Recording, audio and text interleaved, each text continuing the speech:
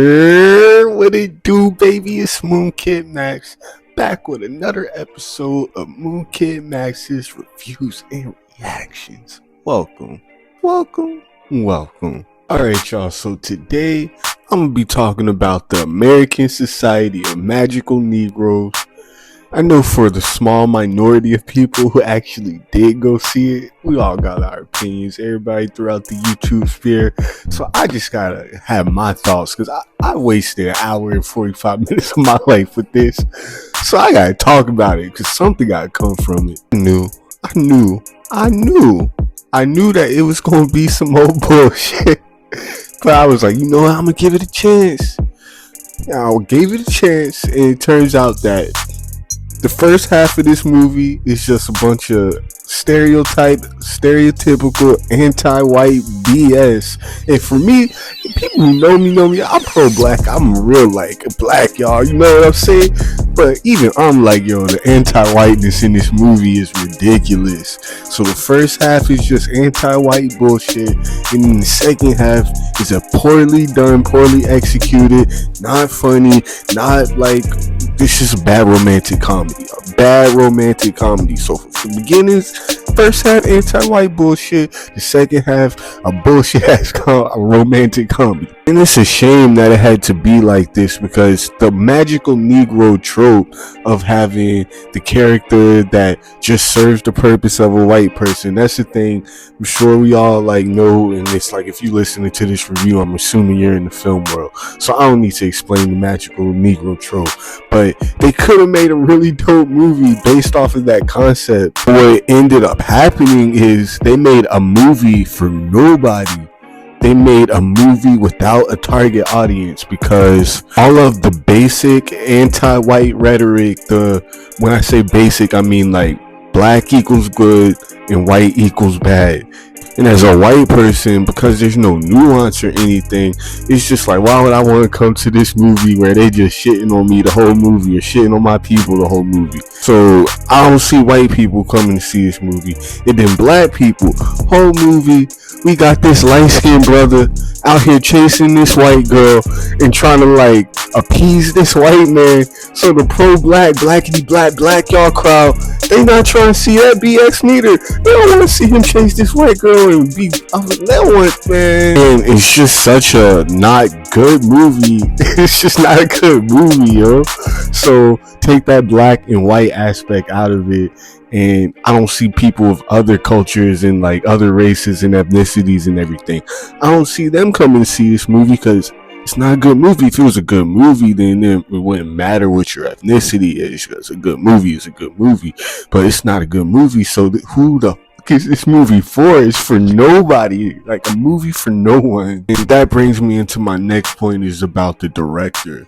In his directorial debut, like, respect anybody putting themselves out there to create art. So I don't mean no disrespect when I say these next comments.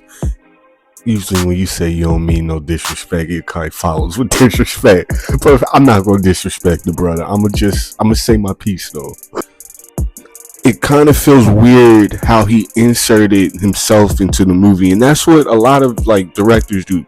They insert themselves into the movie, but they do it in a way that works. And here we have this light-skinned dude, this biracial dude, and I did some research on the director Kobe, and apparently he's biracial. He was raised by his white mother and her family, which is obviously white, and his wife is white. Now, I'm not on no Dr. Umar. You can love who you love, marry who you marry.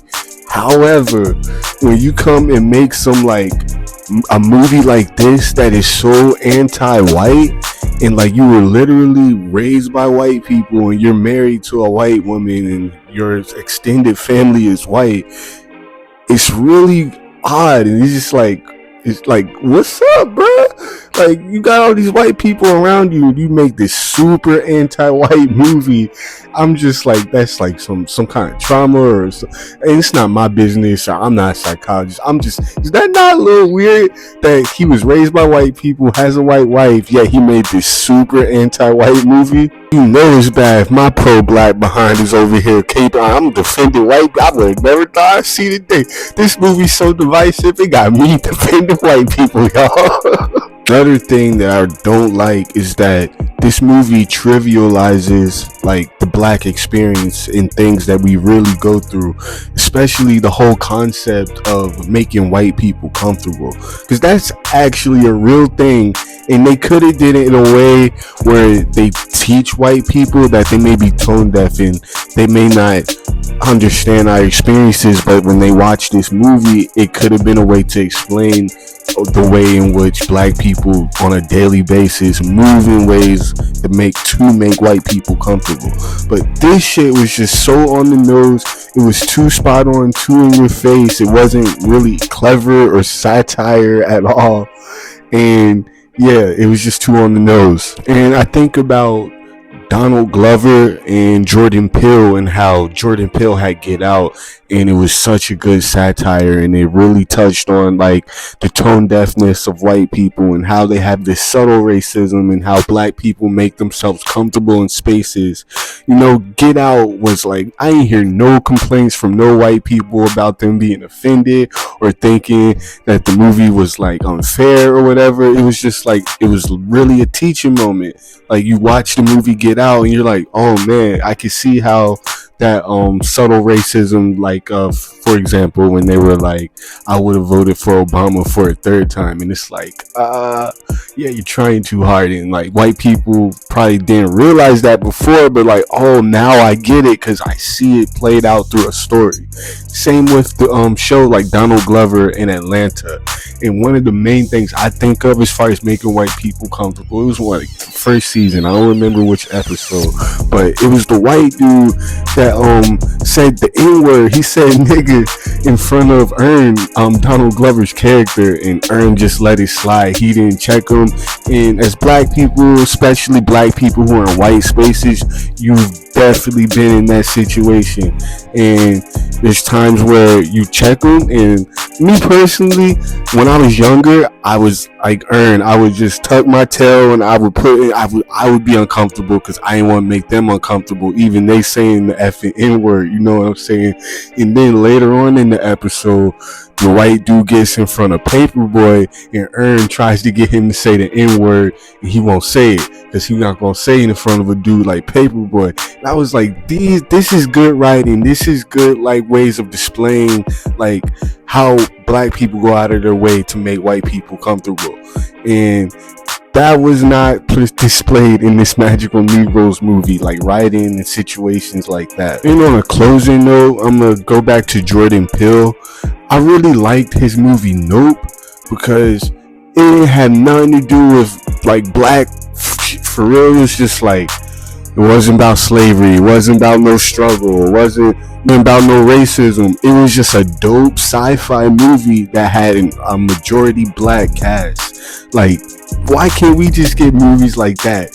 Just dope sci-fi, dope action, dope like just other genres besides slave and like struggling and like trying to overcome. Like, can we just get dope genre flicks starring black people? Like, that's what we want. More movies like Nope. So yeah, I give props to Jordan Peele for that. And yeah, this Magical Negroes movie is not it. Truly cannot believe that this movie got made. I know everybody been saying that, like, who the greenlit this? Man, we living in some weird times. Yeah, y'all, that was my little rant about the Magical Negroes movie. I just had to get that off. I feel better now, man. Cause I had to suffer through that movie for y'all. You know what I'm saying? So yeah, that was my review of the American Society of Magical Negroes. Alright, y'all.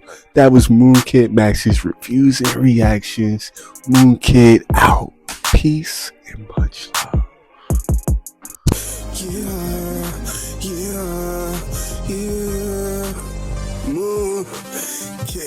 It's a lot of crime where I'm from. Try me and get touched. Be in LA, the hood but VA in my blood. It's the Moon Wolf, nigga, come with booze and butt. Protecting the city, Los Angeles is my Gotham.